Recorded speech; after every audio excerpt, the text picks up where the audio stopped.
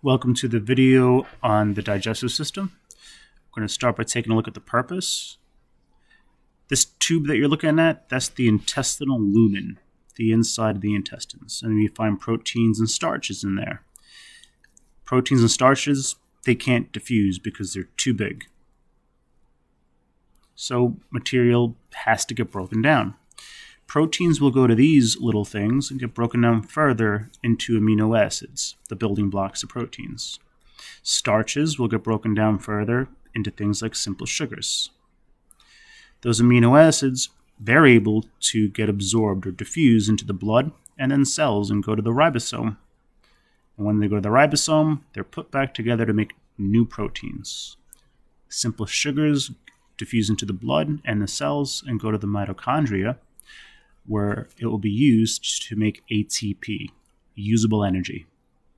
So amino acids and simple sugars, they're small enough to diffuse, all thanks to these things called enzymes or catalysts. Enzymes are called catalysts because they speed up reactions. In particular, they speed up hydrolysis reactions, meaning they'll break down large compounds into compounds that are small enough to diffuse. And there are specific enzymes that break things down. Proteins are broken down by the enzymes referred to as proteases. And starches are broken down by enzymes called amylase, after the starch name amylose. These blood vessels are called capillaries. They're one-cell thick blood vessels that allow material to diffuse or get absorbed. These are different from veins and arteries. So let's write down our purpose. The basic purpose of the whole digestive system is to break food down so it's small enough to be absorbed, or so it's small enough to diffuse into your blood and then your cells. Once the material is in your cells, it could be used to carry out life functions. The life function carried out by the digestive system is nutrition. And there's two types of digestion that occur in the body. One is when you take a big substance like an egg and break it down into pieces of an egg. And then the other is when you take the protein, the pieces of the egg, and you break it down into amino acids, smaller compounds. I'll draw a second example here of bread getting broken down into pieces of bread. And those pieces of bread will then get broken down into small compounds, simple sugars. Again, there's two types of digestion that occur. The first one, where egg gets broken down into small pieces of egg, this is called mechanical digestion. This is when food physically gets torn apart or broken down into smaller pieces. The whole purpose of taking a big piece of food and making it into a smaller bunch of pieces is to increase the surface area. And if you have more surface area available, enzymes could break down that food faster. So the increased surface area helps increase the rate of chemical digestion.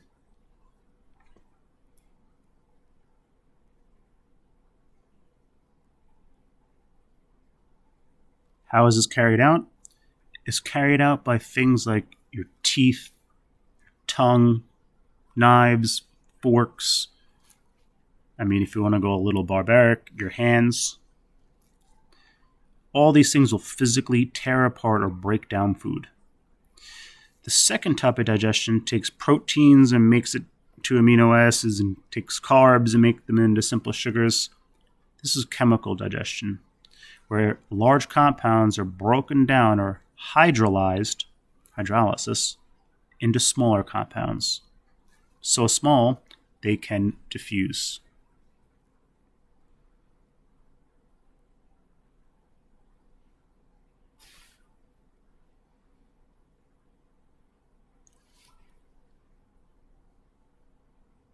Let's take a look at the parts of the digestive system now.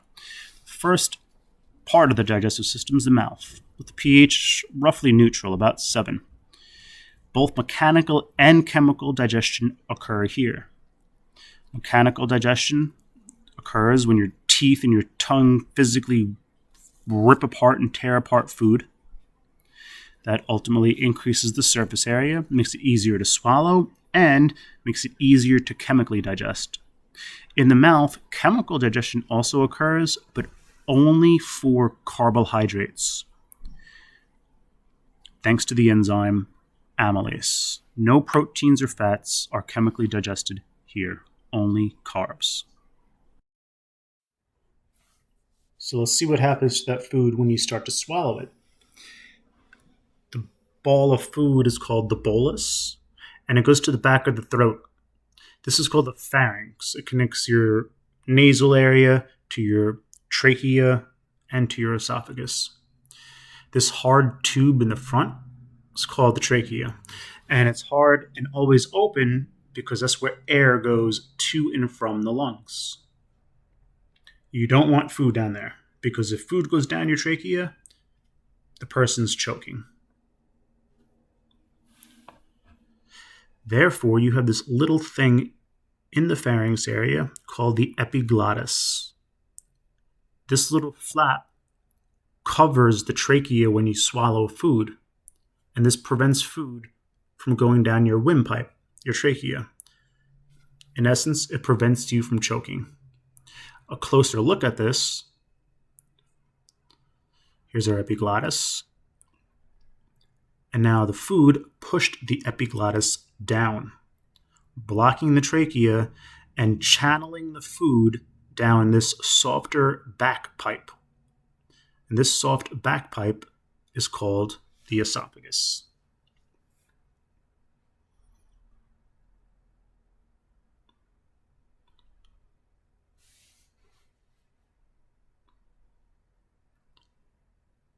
So let's add to our notes here.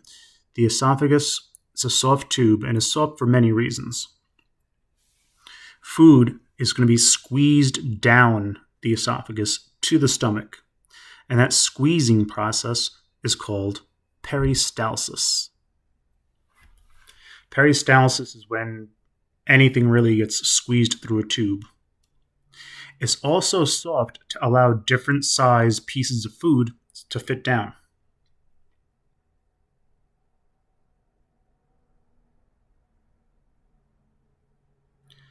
In the esophagus, you also find mucus. This not only helps protect the esophagus, but it also helps food slide down to the stomach easier. And here it is, the stomach. Stomach, very acidic. And at the beginning of the stomach, you have a circular muscle called a sphincter muscle. It's going to be very important because the pH of the stomach is around like 1.5, 2.5, very, very acidic. And if that acid spills up into your esophagus, you could have a thing called heartburn or indigestion. So the sphincter muscle helps keep that acid in the stomach, preventing indigestion or heartburn. In the stomach, you have both mechanical and chemical digestion occurring. Mechanically, food is going to be crushed into a paste by the thick muscles of the stomach. And that paste that food is crushed into is called chyme. Chemical digestion occurs, but only for proteins. The high acid of the stomach activates the enzyme pepsin and allows proteins to get digested. Pepsin is a type of protease, an enzyme. The stomach also has a thick coating of mucus to prevent it from being broken down from the acid. And if that mucus gets thin in certain areas, sores and potentially a hole could form. And these are called ulcers. Very, very painful. And like we said, there's a sphincter muscle at the end of the stomach to keep that acid in. And let's see where the food now goes. The food is going to be squeezed into this tube called the small intestine. Now, mind you, the stomach is very acidic, and that acid is going to be on the food. And the small intestine, pH of about 7.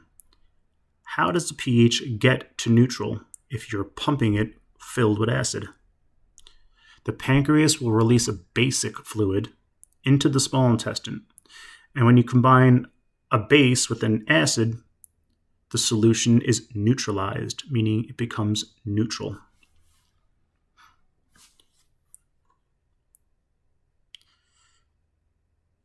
The pancreas, besides releasing the basic fluid, will also release digestive enzymes to finish chemical digestion in the small intestine. Starch will be broken down chemically into simple sugars by the enzyme amylase. Proteins will be digested into amino acids by the enzyme trypsin, a type of protease. This one works in a neutral environment. And lipids will be finally digested into fatty acids by the enzyme lipase.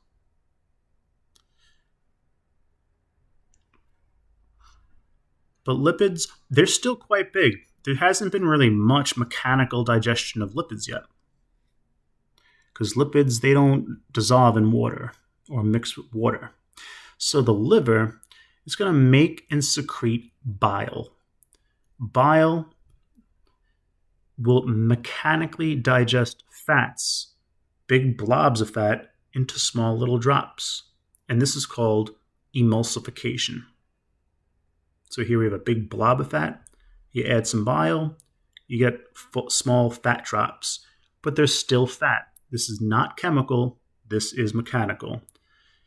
And you know mechanical digestion increases the surface area. But if you eat a really big fatty meal, like pizza or something, the gallbladder has extra bile to help break down more fat. And you can live without your gallbladder. But if you don't have your gallbladder, you just have to watch how much fat that you take in. And if you're like, screw it, I'm just going to have fat anyway, it could upset your stomach and it will lead to diarrhea.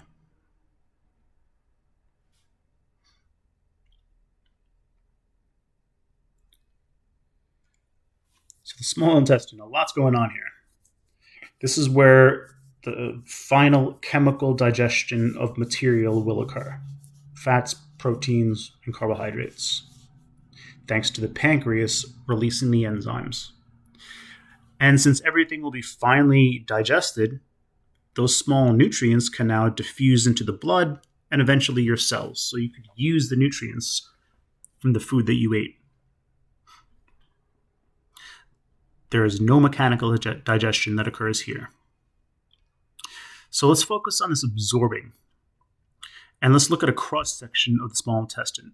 Meaning if you took the small intestine and you cut it and you looked down the tube, it's going to look like this. A whole bunch of folds. It's not a smooth surface. So all these folds have a name. They're going to be called villi. And the villi, the reason for the folds, is to increase the surface area to not only slow down the food, but it also increases the surface area to allow for maximum absorption of nutrients. And let's blow one of these villi up. You could see the villi have little villi of their own. Those tiny little villi on the villi are called microvilli, meaning small villi. Inside the villi, villus for singular, you have these little blood vessels.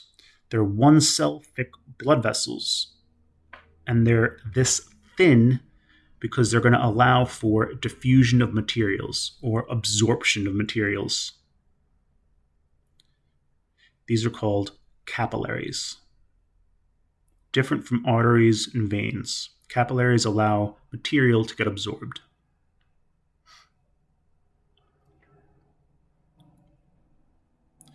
All the extra undigested material will then spew or pour into the large intestine, that big brown tube.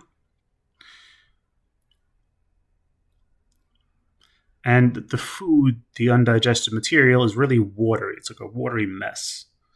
And as it gets dumped into the large intestine will absorb extra water, causing the waste, the feces, to become hard. But if it gets carried away and too much water is absorbed, you could have a condition called constipation. And that's not good if it goes on for a while. You have to go to a doctor to get that checked out. If too little water is absorbed, that's going to give you a condition called diarrhea. And diarrhea, that means a lot of the water is left in the feces. This usually occurs when your body wants to get something out fast, meaning it's bad food or it's filled with things like fiber, undigestible material. Large intestine will also absorb extra vitamins and minerals that were not absorbed in the small intestine. Everything will exit out the anus, which is just really a sphincter muscle. Looking at food labels, the stuff that we do eat, here's a tortilla label. How many grams are in one serving of tortilla? Now, a food label shows you one serving. So looking at this food label shows 43 grams, or one tortilla would be one serving. And how many calories are in that one tortilla, or those 43 grams? 70 calories. Remember, everything in this food label shows one serving. How many carbs per serving? 19 tells you right there. How many net carbs doesn't tell you directly. Net carbs are the amount of carbs that you actually digest and absorb. Fiber, this is not digestible. So out of those 19 grams of carbohydrates, 15 of them are fiber. So let's subtract that from the total carbs, and you're left at 4 grams of net carbs, meaning only 4 grams of carbs will be broken down and absorbed. The other 15 will be pooped out. And some extra little stats we're looking at. Carbs for 2 servings, 19 grams for 1, so you just times it by 2. And protein for 5 servings, 5 grams for 1 serving times 5 gives you 25. Looking at a cookie food label. If you eat 6 cookies, how many grams of fat are you eating? Well, the total fat per serving is 7, and a serving is 2 cookies. You're eating 6 cookies. So 2 cookies is 1 serving. If you're eating 6 cookies, 6 divided by 2, 6 cookies is 3 servings. So 7 grams of fat times 3 servings gives you 21 grams of fat for 6 cookies. Wow. How many calories are per serving? Remember, this shows 1 serving. And it says 140 calories per serving. How many grams per serving? It shows 29. 29 grams in those 2 cookies. How many calories per gram? How many calories per gram of cookie? 140 calories divided by 29 grams gives you about 4.83 calories per gram. Now let's take a look at a high carb and a high fat food. Which one has more energy in it? High fat. There's much more energy in high fat food. Why? Because there's a lot more carbon-hydrogen bonds. Let's take a look. Look at these fatty acids filled with carbon-hydrogen bonds. These little ring-shaped sugars, only a couple carbon-hydrogen bonds. Let's prove it. There are 28 grams in 1 serving of this fatty substance, and in those 28 grams is 190 calories. So how many calories are in 1 gram? You divide calories by grams, and you get a total of 6.8 calories per gram. just a note, a calorie is a unit of measurement that measures the amount of energy in food. So the more calories, the more energy. If you eat a lot of calories, your body's going to store a lot of that energy in fat cells. In this high carb food, you have 21 grams per serving, 60 calories in those 21 grams. That gives you a total of 2.9 calories per gram. Comparing the two, there's a lot more calories per gram in high fat foods due to all those CH bonds.